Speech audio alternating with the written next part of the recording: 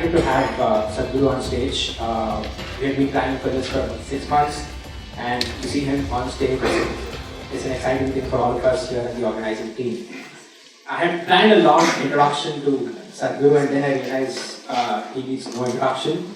So I take the easier way out and introduce the student moderators. Here we have Nitisha, Tanvi, and Vikram.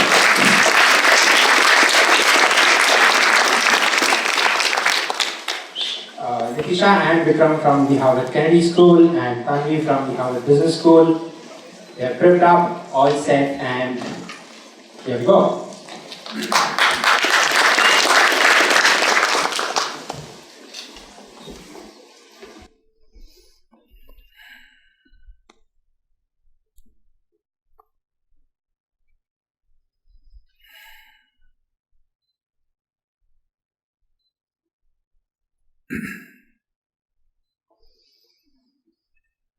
Jananam sukadham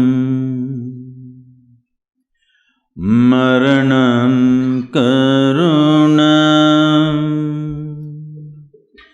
milanam maduram smaranam karunam Kalavashadiha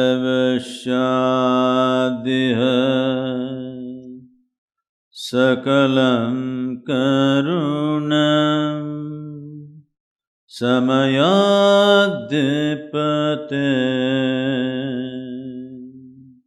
Akilam Karunam. Namaskaram, good morning to everyone. Huh? I said good morning. Please. Okay. Sadhguru, we'll start with some questions on the internal contradictions that exist within us, so more on the philosophical side, and then we'll move to the world or politics side of the questions. So our first question is that in the Bhagavad Gita, Lord Krishna advises us to keep putting in effort without being attached to the results. But I find it incredibly hard to keep working and not obsess over the results. And I would love to know how we can better practice putting in effort while being detached to the results. Well,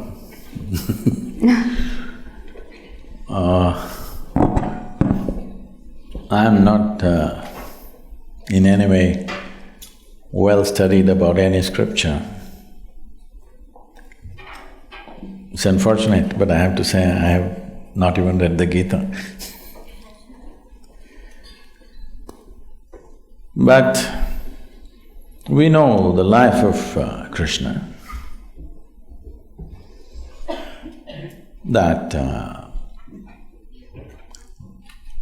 people think Krishna means butter, girls and flute. But you need to understand this. All these things happen only till he was 16 years of age. Till you're 16 years of age, well, some butter, some flute, how many girls till 16? I'm asking, practically. So after 16, he lived an extremely committed life. His commitment was to marry the political process of the day with the spiritual process, because he saw unless those who wield power are essentially in their experience have a larger sense of life and an inclusive sense of identity, not my family, my children, my husband, my wife, this stuff. You have a larger sense of identity, only then you must wield power. Otherwise, it will lead to corruption. People say, power is corruption. Power is not corruption. Limited identity is corruption. They believe they're doing the right things and they're doing the horrible things all the time. because their identity is so small. So he was trying to change this. This was his whole life's mission. And always working for results. Hello? A man who's working with such intensity and commitment is not working for not producing results. Obviously, he's working for results. The problem is, you heard what Krishna said through the words of a king's servant. Nobody else told you. He only spoke to Arjuna. Arjuna never spoke. He lived for 36 years after that incident, but he never uttered one word what Krishna told him. Have you heard anywhere? He ruled as a king, but never once he said, Krishna told me this on the battlefield, not once. So everything that you have heard is only from Sanjaya, who was a king's servant. You must understand the quality of a king's servant, he's very reliable. See, if you… let's say, if your husband or wife or children, they saw something, they come and tell you, they will add a little bit of their own stuff and tell you. It is intrinsic to a human being. Their own opinions, ideas, other things will naturally get into what they're speaking. But a king's servant is trained never to add his opinion, otherwise his head will go. He will only interpret everything word by word as it was. So he is a kind of a ancient tape recorder, okay? He's recording and just telling the king, this is what he is saying. But there's no context. What is shared between two people, where there's a very deep relationship, if two lovers are doing something, talking to each other, somebody else may think they're quarreling, but they're doing their love affair. So this is a love affair between Krishna and Arjuna because they know each other very intimately. So he's speaking a certain language. So as king's servant takes word by word without knowing the context or understanding what it is, the experiential dimension of what it is, and he's saying. So having said that, see, essentially it is just this, whatever you wish to do in your life, you have goals. What kind of goal will you set up? Right now you're in the university. What kind of goal will you set up? What you already know, you will exaggerate that a little bit and think it's a big goal in your life. Generally, people call this an ambition, I call this a constipation. Because you're trying to handle life little by little, just like constipation.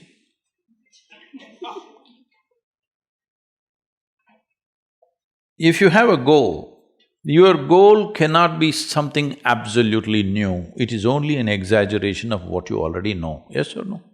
Can you think of a goal that you simply don't know? How is it even possible?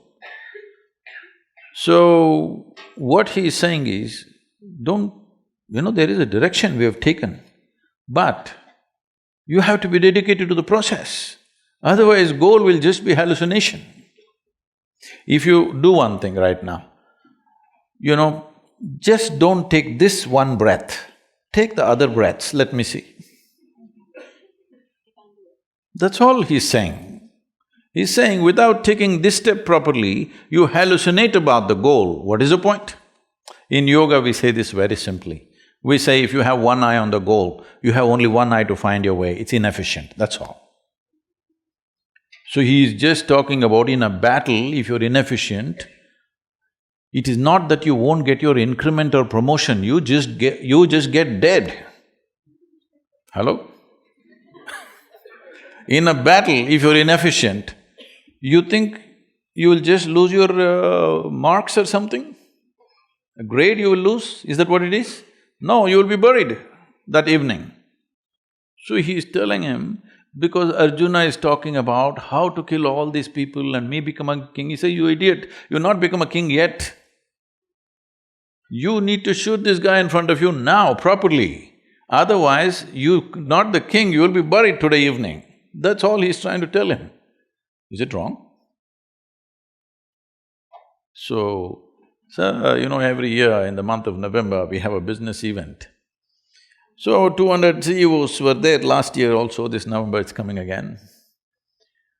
And they just look at how seamlessly Isha Foundation functions. Variety of activity, all volunteers. You know, volunteers means what? Nobody's trained for the job. They are super dedicated, but they're not trained for the job.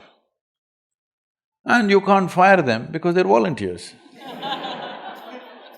If you hired them, you can fire them. They're volunteers, how to fire them, you can't.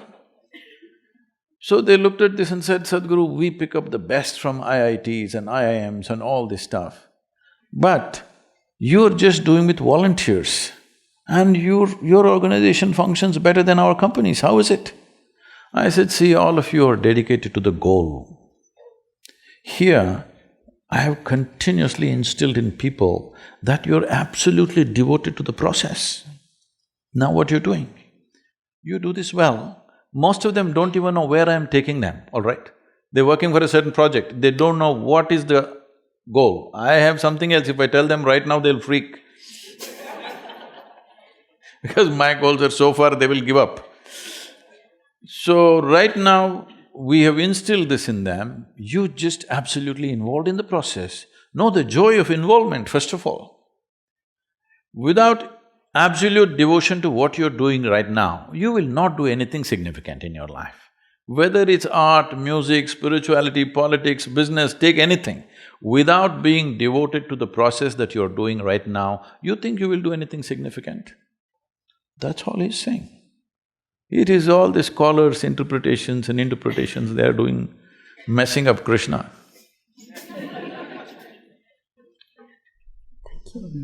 Taking forward the theme, Sadhguru Gade, about the process inside and work outside, when we look around the country today, we see so many problems affecting our fellow Indians: poverty, discrimination on the basis of religion, caste and inequality. And of course, when I look inside myself also, there are problems. I'm very far from having good process, I'm definitely not a yogi. And so, what is the relationship between this work which I need to do inside and the work which I need to do outside? Can I do both? Do I need to do one before the other? How can I go about… because I don't feel like accepting that I can do either one or the other. See, if you want to lift this tumbler, this amount of water, at least you need that much of strength, isn't it? You may not be a heavyweight lifter, but at least this much muscle you must have. Can I have water, please? Thank you.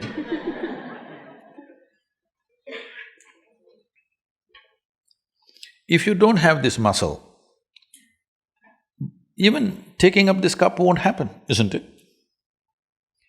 So tell me, preparing to do something, the preparation should be before or after?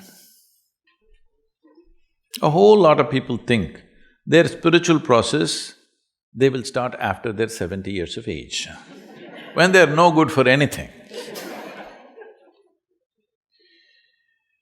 If you understand spiritual process as a disability, then that's the way to go. I see spiritual process as the greatest empowerment in my life's experience. I think it should happen at the earliest possible time. Unless you're planning to live elsewhere, those people who are in the upper strata, I'm telling you. If you're thinking you'll go there and live well, that's up to you. To put it in perspective, one of my projects, of the many projects, one of the projects is, before I fall dead, I want to make sure all the heavens are destroyed. Is that okay? No? You want to go there? Because I want to destroy the good food in the Hindu heaven. I want to make sure that people eat good food here. I want to destroy all those angels who are floating up in the clouds and heavens.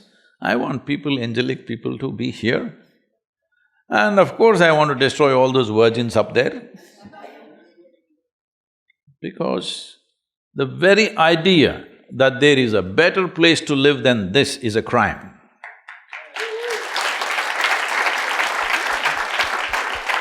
You want to make a hell out of this and go somewhere? So, this is the fundamental issue. The issue is just this, if you want to do something, what can you do? You can only do what you are. Can you do something more? Can you? You can stretch yourself, but still only what you are, isn't it?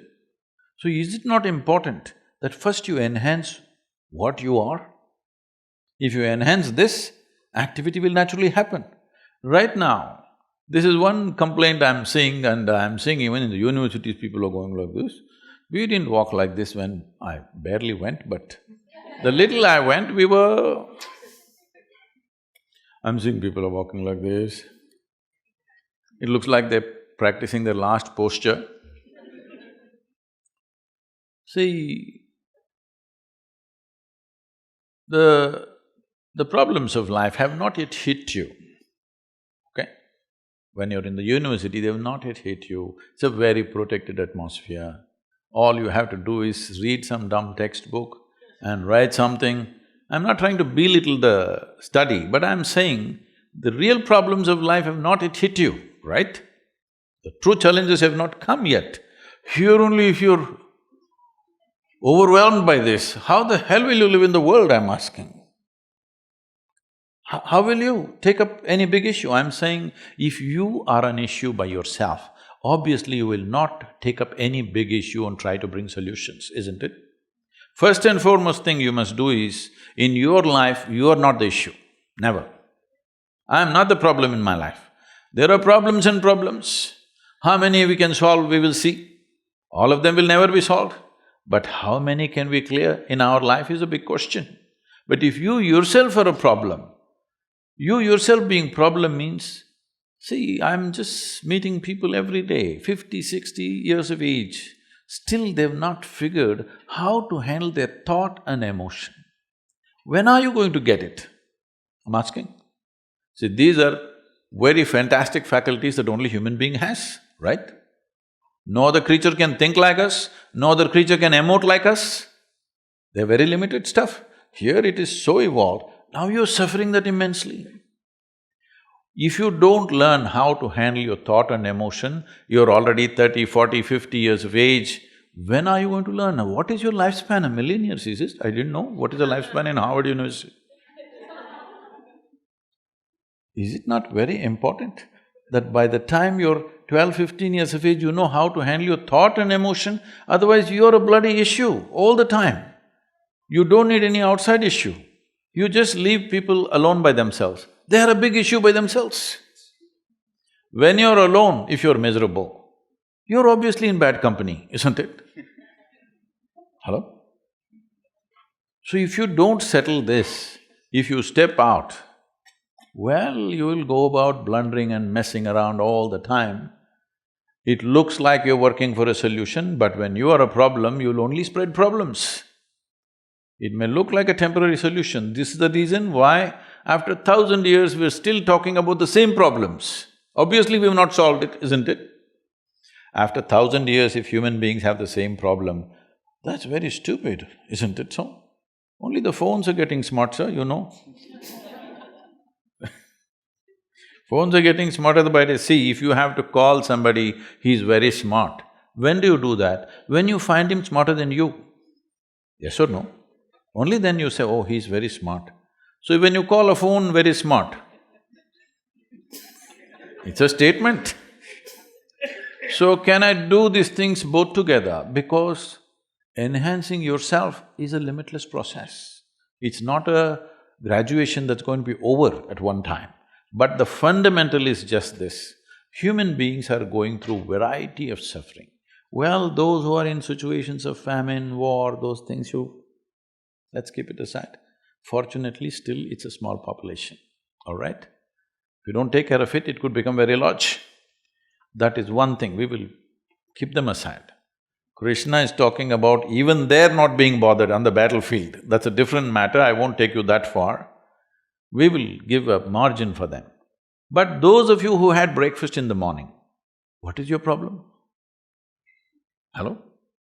In India, in southern India, where you come from, in the villages if you go, people will come and inquire, "Ota madra? Ota aita?"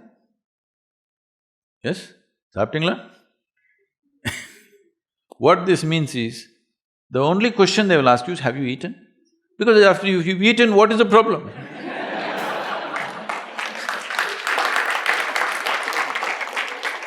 No, no, for most human beings, if they've not eaten, there's only one problem, food. The moment they eat, they have 100 problems. So it is not that there are problems, it is just that you have a cerebral capacity that you don't know how to use. Yes? If you're alone and you're feeling miserable, what does it mean? Your intelligence has turned against you. Once your intelligence has turned against you, you pray and call whatever forces you want, no damn thing is going to work for you, 100%. If your intelligence turns against you, you are a finished case, isn't it? Huh? All kinds of sufferings on a daily basis. What do you think they're suffering?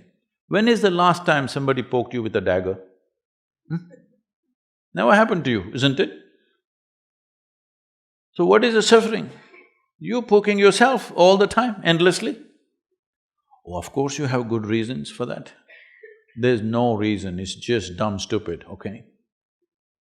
Yes, it's just dumb stupid that you're constantly poking yourself and you think it's being intellectual? Not at all, you just don't know how to use the sharpness of your intellect, that's all it is.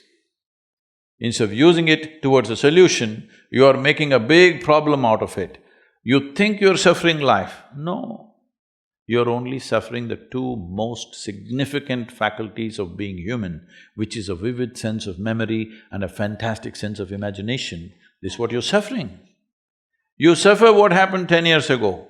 You suffer what may happen day after tomorrow already. What does this mean? This simply means you're suffering your memory and imagination. You have no contact with life because your psychological structure has become larger than the cosmic structure. This is your problem. This must be settled. Especially if you're going to get into public life, it's very important you settle this damn thing that you are not the problem. You're never the problem. Outside problems, according to our capabilities, we'll do our best, that's all there is. Sadhguru, one question on karma. She's So, can good karma cancel out bad karma? And what did you do today?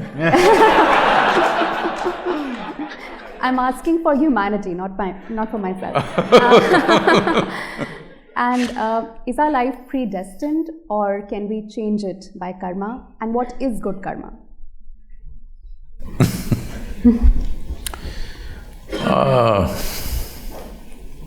So let's understand this word. I know this has become part of English lexicon.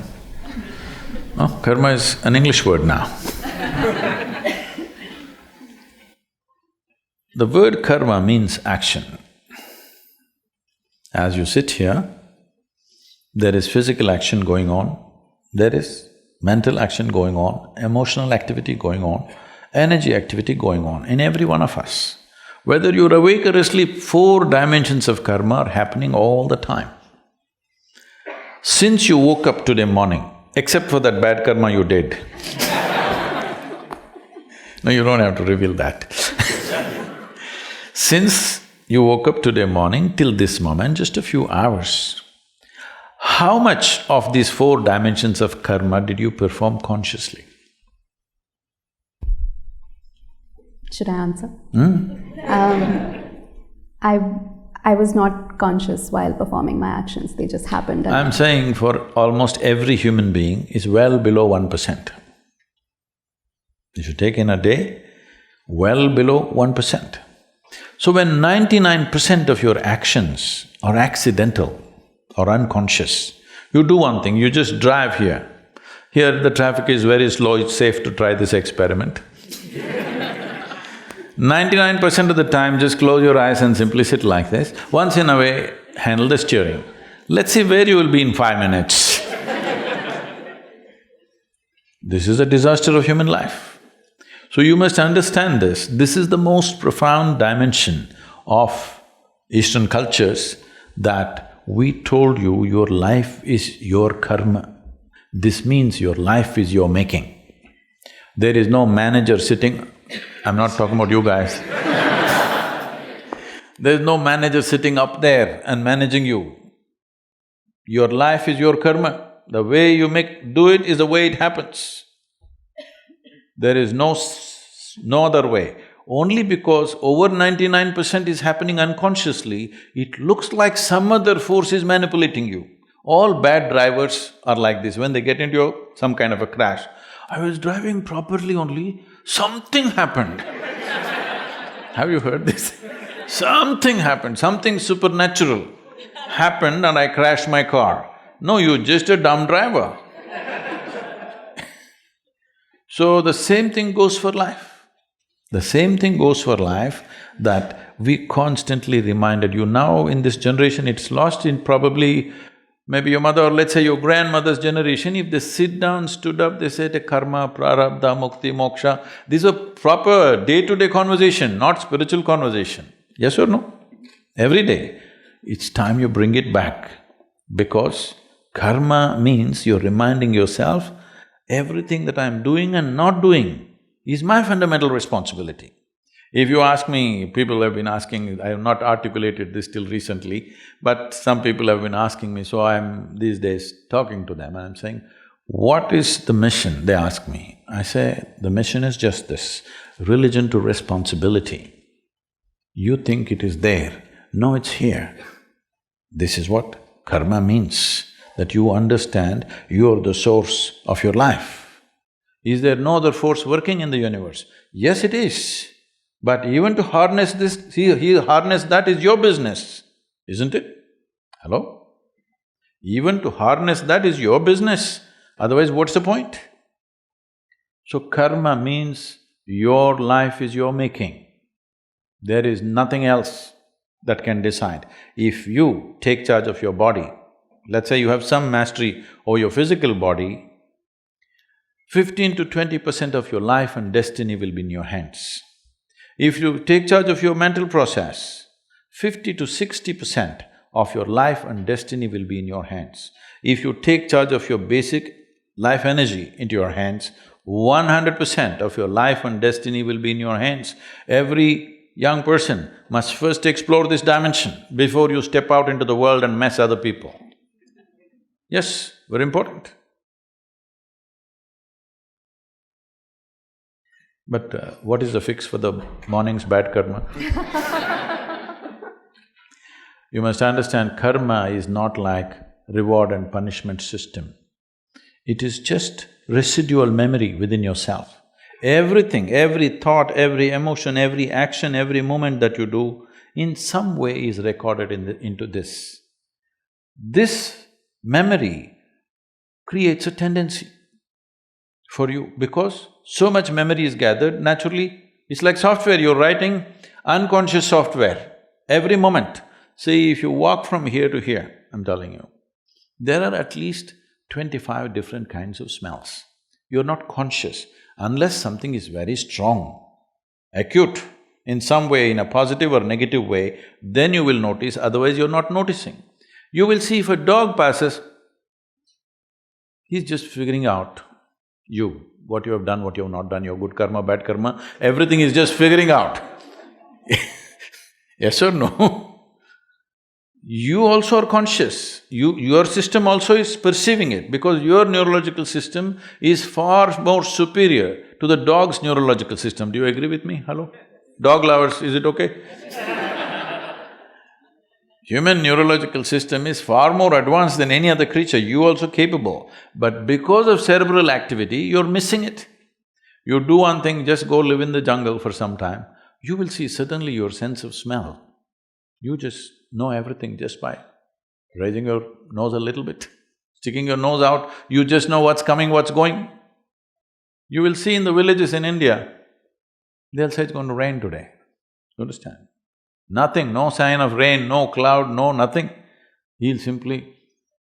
and he'll say it's going to rain today, and it will, because the changes are happening in the atmosphere.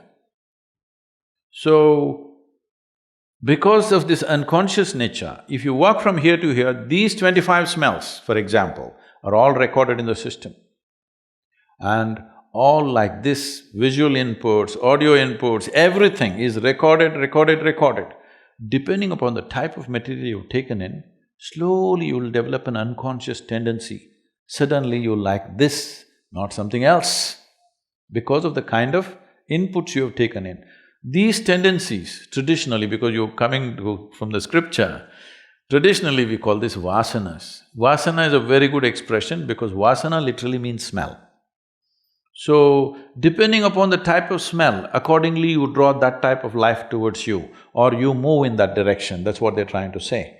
But this is essentially, to put it in modern terminology, you're building an unconscious software, so naturally it begins to function in a certain way. It doesn't matter what is the software, can you rewrite it? Of course you can. That is also your karma.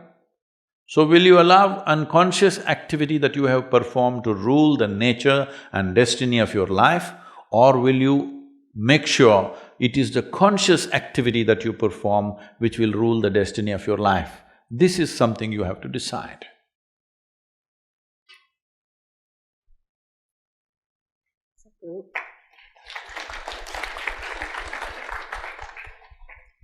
For a woman who chooses not to be a mother, who doesn't want… Oh, I'll give you award. So she has chosen you as an advocate for her case, and you have to fight her case.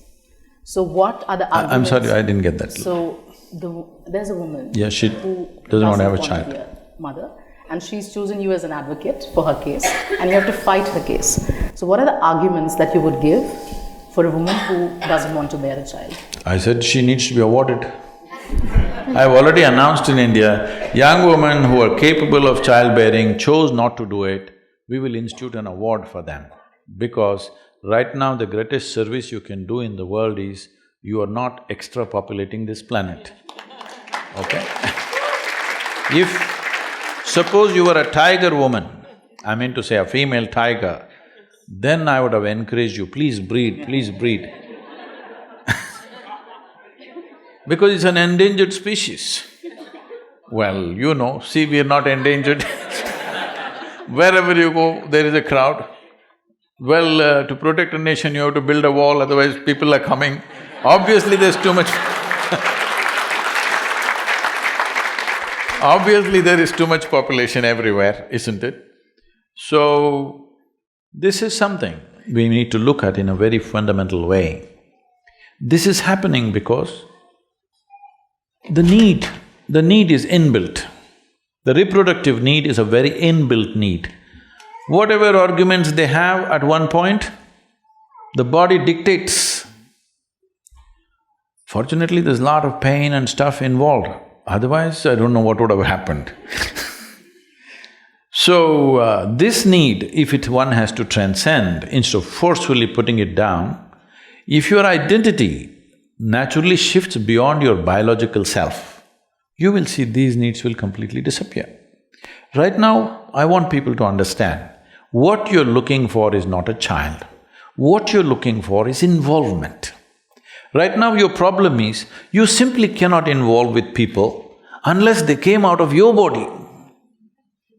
Your identity of biology is so strong, you can't simply include these people as yours. Oh, this one came from my body, this is mine. This is because you're trapped in your own biology, that's all it is. Today, I must tell you, in the Yesha Foundation, there are hundreds of couples who have all chosen not to have children. I said, you want involvement, you want children, I'll give you 100. Why one? You take care of them. Why should it fall out of your body? Not necessary. Human being has the ability, this is an animal instinct. This instinct is needed for the survival of the race, of course. But now, the survival of the race depends on consciously controlling the population a little bit. From the beginning of 20th century, in 1910, our population was just 1.58 billion, let's say 1.6 billion. Today we are 7.6 billion. By 2050, they're estimating we will be 10.3 billion. When it's 10.3 billion, I don't want to be around. Hello? I want you to just imagine, another 50% rise in the world's population, you can imagine what all problems you will face. We are ensuring that our children cannot live well on this planet by producing more children. It's very, very important. We must understand why this has happened is not just because of unbridled reproduction. No, that is not true, it's controlled. It is simply because our life expectancy is extending itself, it's fantastic. For example, in India, when the British left India, our life expectancy was 28 years. How many of you are over 25? 28, I'm sorry. So you're all dead. That's what it meant, I want you to understand. 28 years. Today it has reached 70, which is a phenomenal achievement in 70 years of independence. So, when we take death into our hands, should we not take birth into our hands? I'm not propounding any philosophy, I'm just talking simple arithmetic. Hello? When we take death into our hands, should we not take birth into our hands? If we don't do that, if we do not consciously contain our population, nature will do it to us in a very cruel way. You want to wait for that day? You can. But being human beings, it'll be nice if we do it consciously, isn't it? I personally feel, Sadhguru, that there's this phenomenon of castration anxiety in India. I'm sorry? Castration anxiety, something related to male ego. We see that this male ego has… Where, in Harvard University? They've been castrated? Kind of everywhere. It's kind of everywhere. So, this male ego has been somewhere, hidden behind the rapes that happen, the sexual harassment that happens, a lot of gender disparity. I wouldn't say this is the only reason, but it's somewhere hidden behind, and we never address it up front. And all of these acts are acts of shame, but there is a sense of pride associated with it. How can we change the sense of pride to a sense of shame?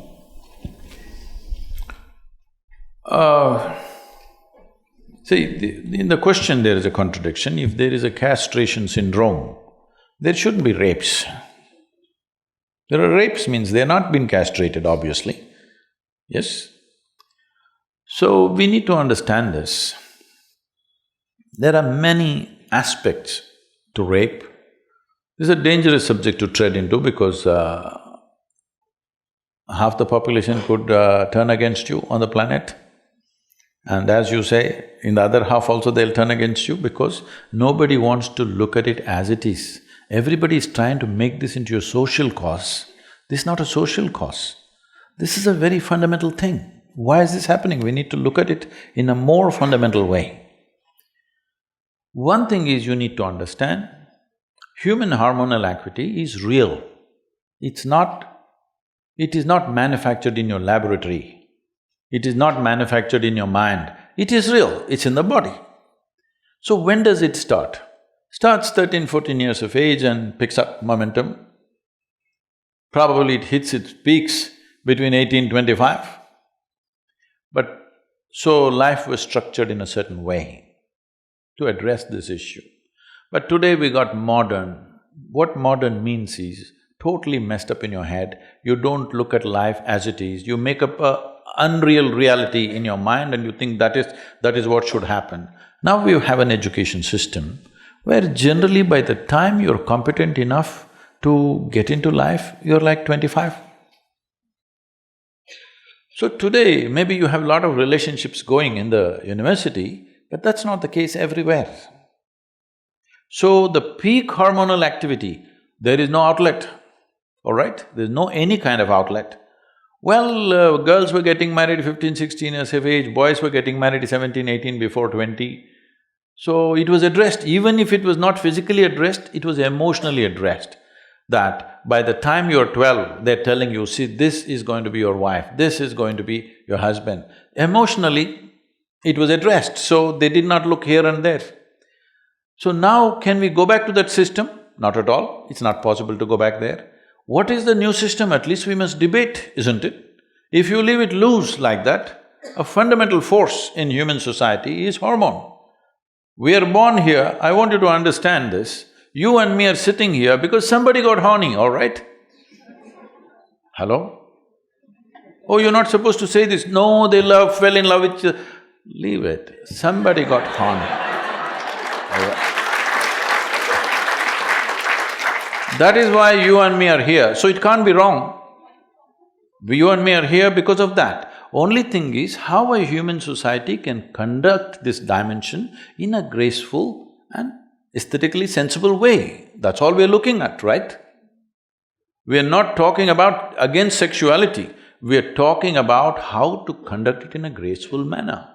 To conduct it in a graceful manner, there must be addressing human issue as a human issue. This is not a social issue. This is not for sociologists to discuss. This is happening in the body. How do we make a conducive situation for people? This debate has to come. Simply putting it under the carpet and thinking something else and calling somebody rapist, in the national media people are talking, we must castrate this boy, we must do this, what's happened to us? This is not the way. I'm not trying to approve rape, but I'm saying it is a genuine issue. It is not something somebody socially deviant is doing it. It is just that you're trying to suppress a basic energy within the human being, this will happen. Otherwise, will you put them on some sadhana where they will become like monks and be perfectly fine within themselves? You have not done anything like that in the society.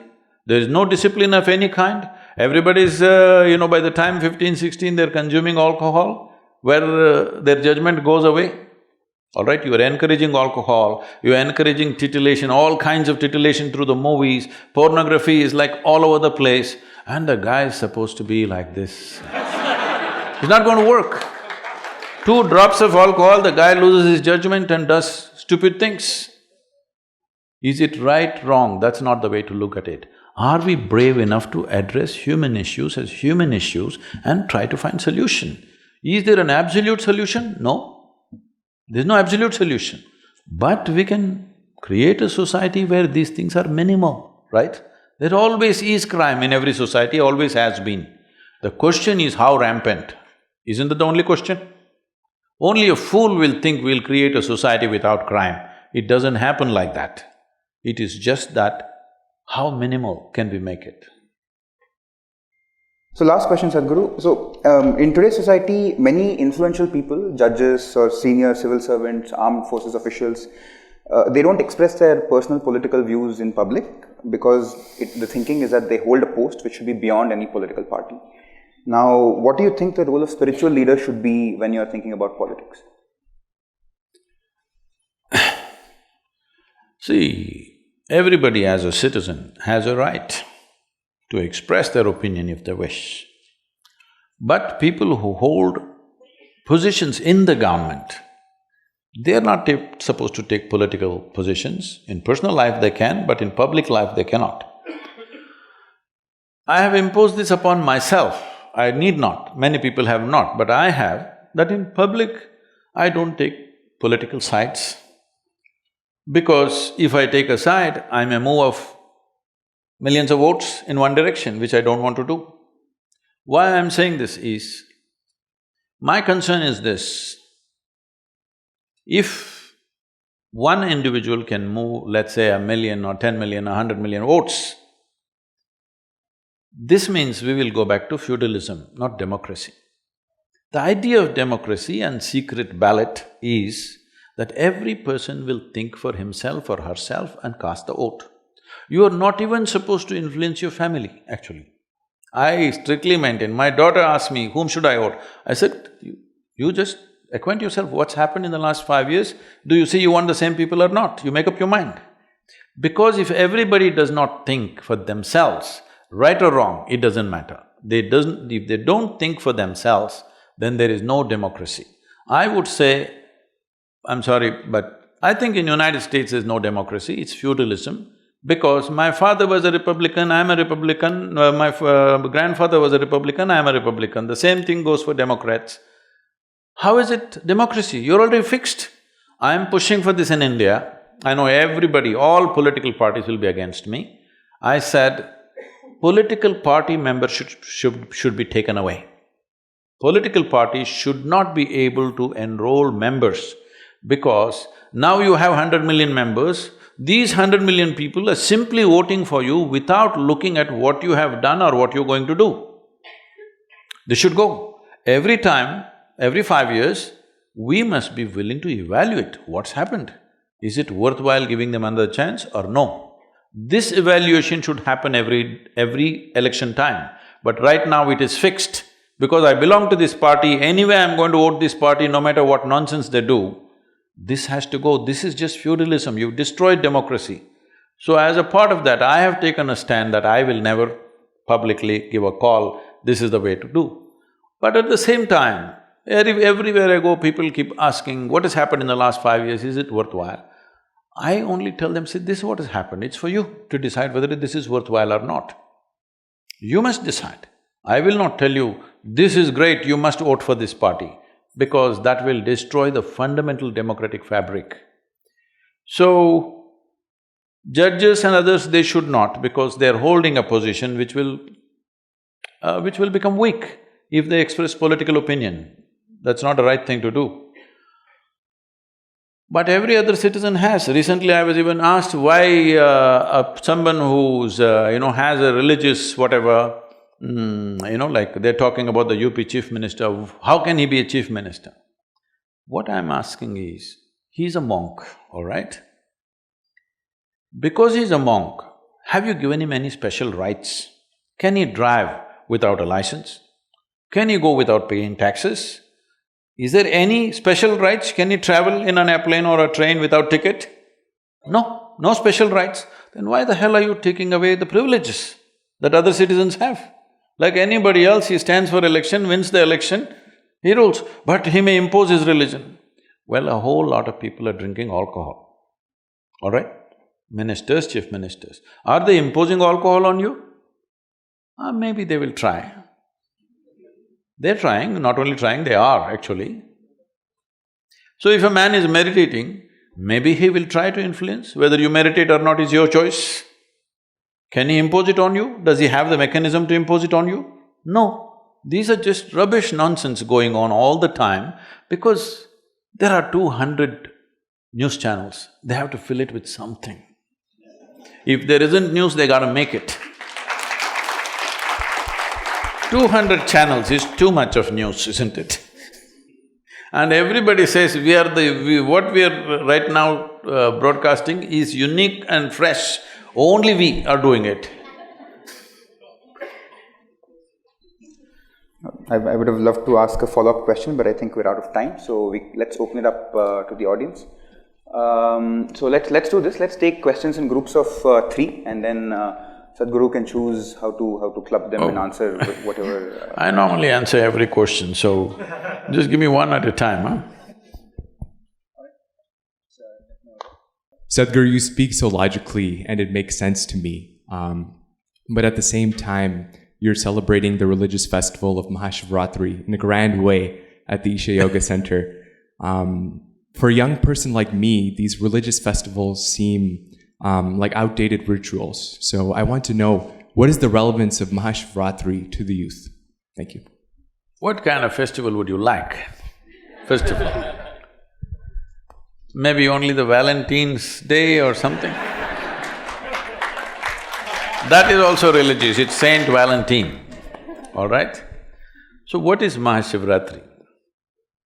You need to understand this. There are certain… in India, there are 365 festivals in a year. Yes.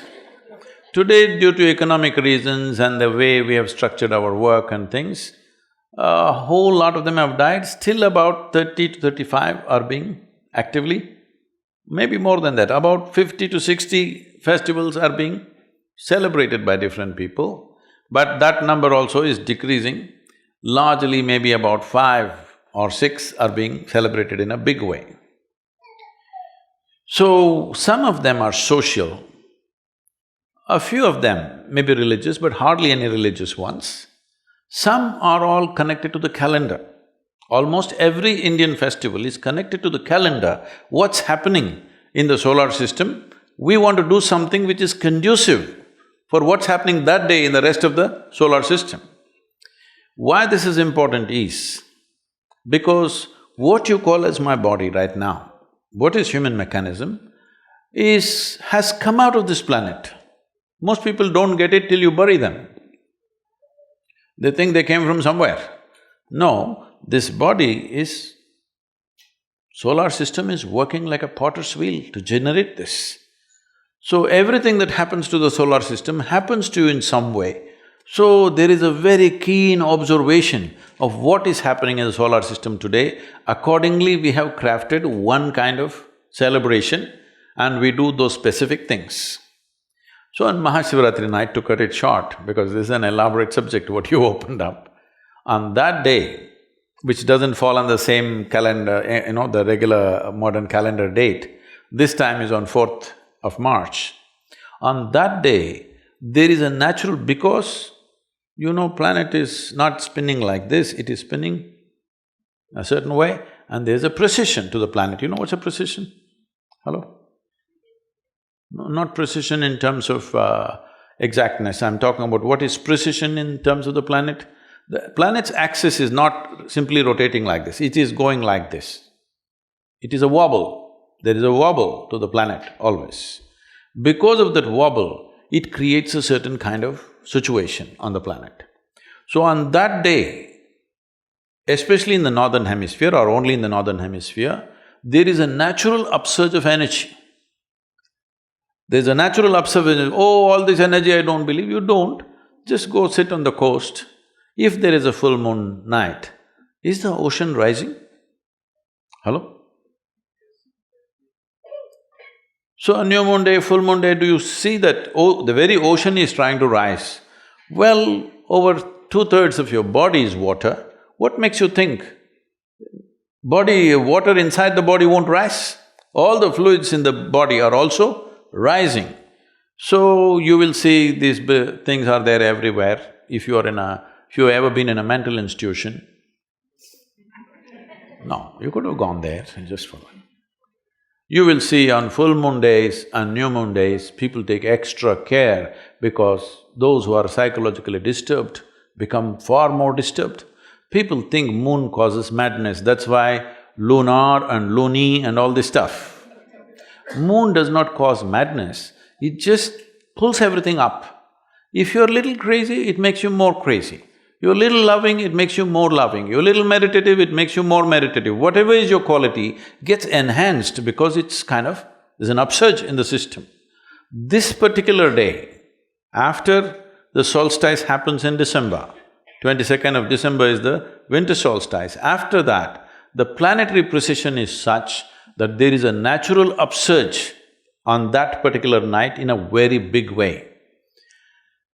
If on that night, if you lie down, this means when the energies are trying to move like this, you're kind of obstructing it. It is not only that you lose the benefit, you could also harm yourself in a very sensitive way. All these things matter to you only when you want to be a full-fledged human being. When I say a full-fledged human being, you want every faculty that can be opened up in the human being, you want it to be opened. Not if you are that kind, by evening you're drunk and sleeping, what is there also you want to kill it, that's up to you. But if you want to be a full-fledged human being, you want to full scale, everything happening to you, you observe all these small changes that happen in the system and take care of that. So you want to sit straight, you want your spine to be erect on that night. When energies are moving upward, you want to help it further go up, not like this. So we created what is called as jagaran, that means to stay alert and to stay erect. How to keep people erect? Just make them sit. You think they will? If I make you sit for another 5-6 hours, you will simply sit? No, I have to entertain you. Hello.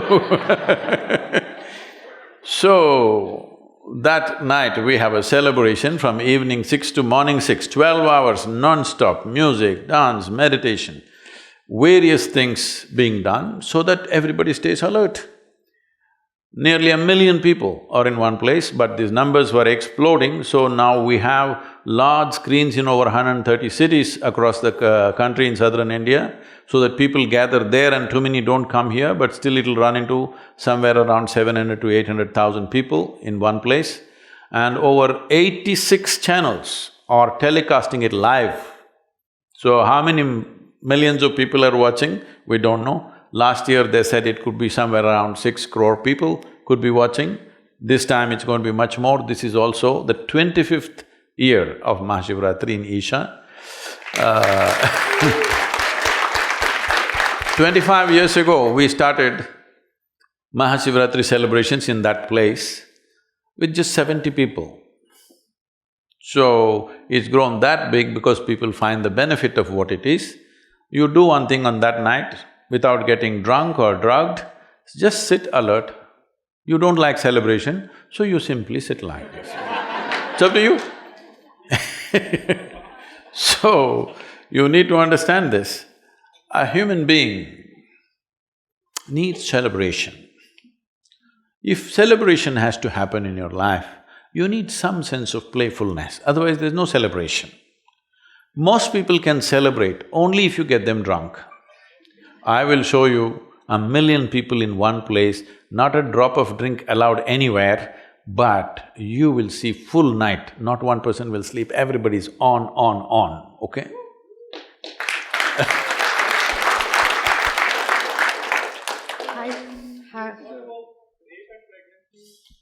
Sorry, go ahead. Please, wait for the microphone, please.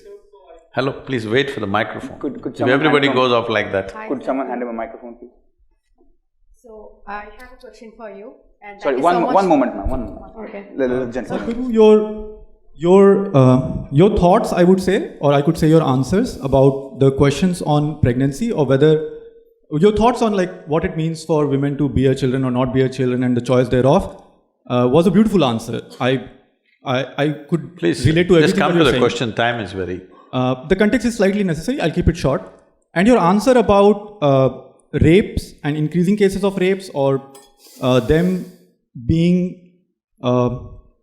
sort of a social crime, but also there's an association of pride, etc., that was a question. And both the answers in and of themselves were honest answers, but together… Hurry, this is not a commentary, just come to the But question. together, is it possible that there was in your two answers perhaps unconscious bias or double standard? Because in the answer to pregnancy, you said, oh, it is just your primal instinct, your biological need for an identity to care about a certain person, you should grow beyond it. And in your answer about rape, you said, oh, humans have this I know what I have said, hormonal please. urge, and we are I not… know what there I is have no said, out- why don't you just ask the question? Huh? So the question I is, know is what it, I have said. is it Just come to the question. Is it possible that in these two answers there is perhaps a subconscious bias, or am I reading it wrong? Those two answers to me seem like, All right. oh, this is biological, let it go. Oh, this is biological, it won't go. I think you've made your point, so Yeah, let's hear please. the answer. Oh.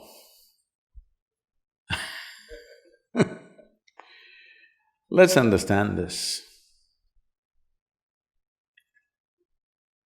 The hormonal impact on human biology is such, it subjugates one's intellect, subjugates one's knowledge, subjugates social order and acts beyond that.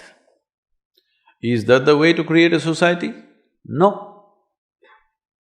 The whole idea of creating a society is that all these things will fall into a more graceful slots so that they will function smoothly to everybody's benefit, not against anybody. That's the whole idea of trying to bring a civilization to a society is just that, that's the effort. Have we ever, in these whatever thousands of years, have we ever succeeded 100% in this effort? Have we? No. At certain times, these things have been well handled, at certain times they've been badly handled. Only thing we can do is, how well can we handle it in our time? That's all there is in our hands. You're thinking of these things as some sort of absolutes. These are not absolutes. Don't think there is a man who is a rapist and there's a man who is no rapist. It's not like that. It's just that when he goes out of control, he will do ugly things. When he's in control, he behaves well. When he's in love, he behaves well. When he is joyful, he behaves well. When he gets frustrated, he behaves horribly. This is the nature of the human being. If you think it needs my endorsement or not, then you're living in some la-la land. This is the nature of the human being. Are we going to create a system where there is going to be minimum friction among people is the continuous challenge for every generation. Yes? It is a continuous challenge for every generation. No generation has ever arrived at one perfect system that it worked absolutely for everybody. Always somebody was exploited. If you don't know the reality of the existence and you're living in some other psychological state of absoluteness, then that's not the point. But pregnancy is a choice. And especially now it's I wouldn't have said it's a choice 100 years ago, because it just happened. Just the hormonal thing happened. But pregnancy is a choice. Even if you're sexually involved, still you don't have to get pregnant. That is possible only for this generation. If you do not understand the impact of that, that is the biggest thing that's happened. For women, that's the biggest thing that's happened. That is, there is birth control, that one can exercise their choice whether I want to go into it or not go into it. So, that is of a different kind, this is of a different kind. That's why I said, if you want to bring both of them in one category, you come to me, I will initiate you into brahmacharya, I'll give you sadhana, you do that, both will be by choice.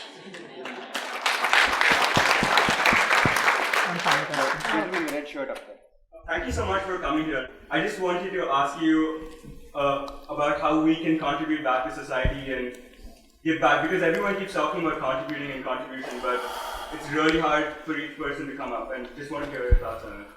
See, when I talk about giving back something to you, that means I have stolen something from you already. Please don't do that. If you don't do the first act, the second act will not be necessary. As a part of this, we have started this conversation in the business world.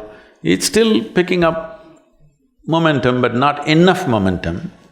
I am talking about structuring businesses in such a way that you understand, in any transaction, you're talking about sustainable business. Not only ecologically, the business also has to sustain as a business.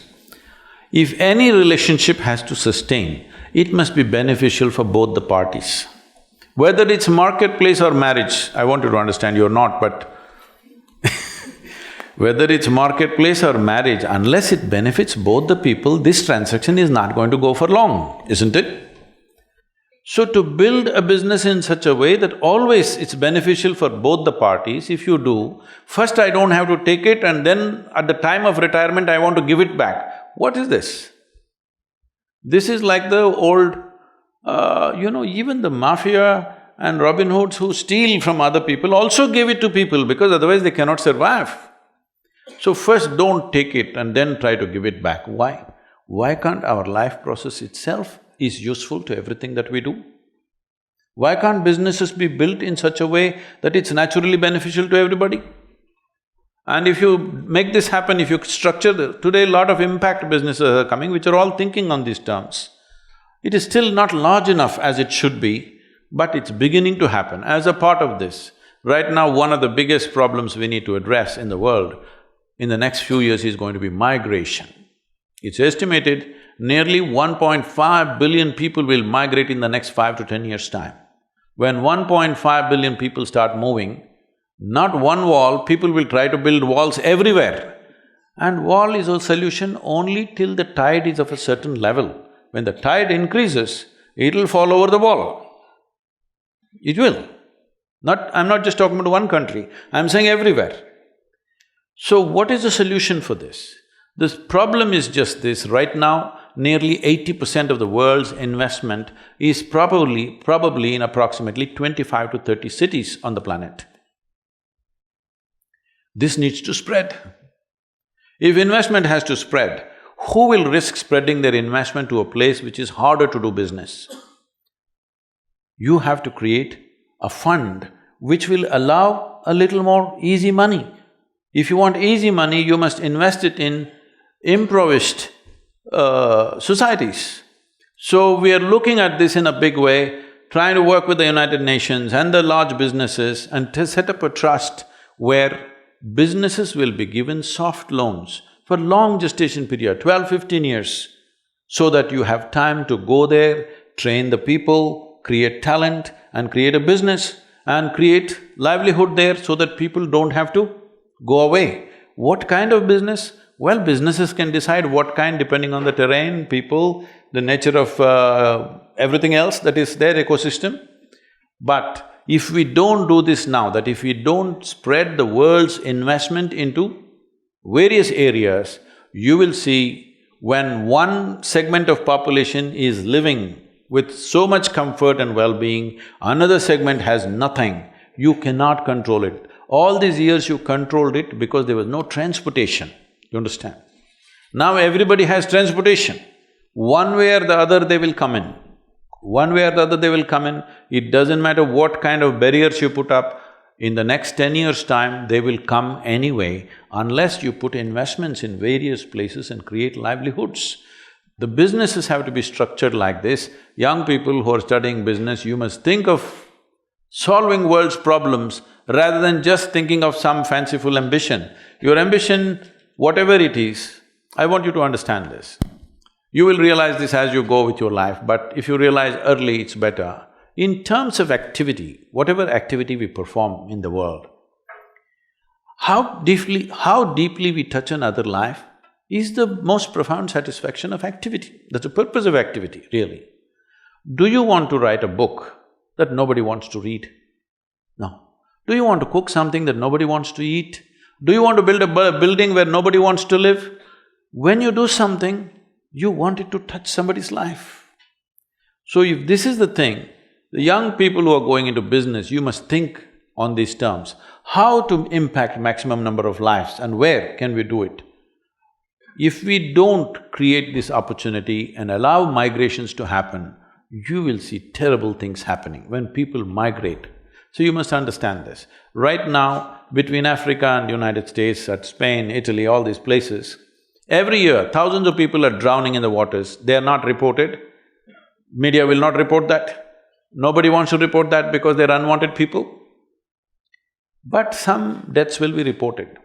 Deaths are reported. Is anybody capable of reporting the human suffering of leaving their homeland, dragging their women and children and going somewhere? That suffering, can anybody report ever, I'm asking?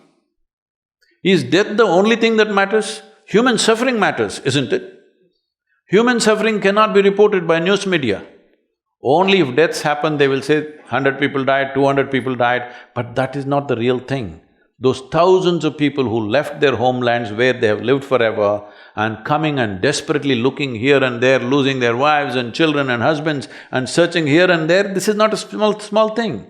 This is going to scale up in a tremendous way if we don't spread investment, if we don't spread businesses into societies which are stuck in poverty right now.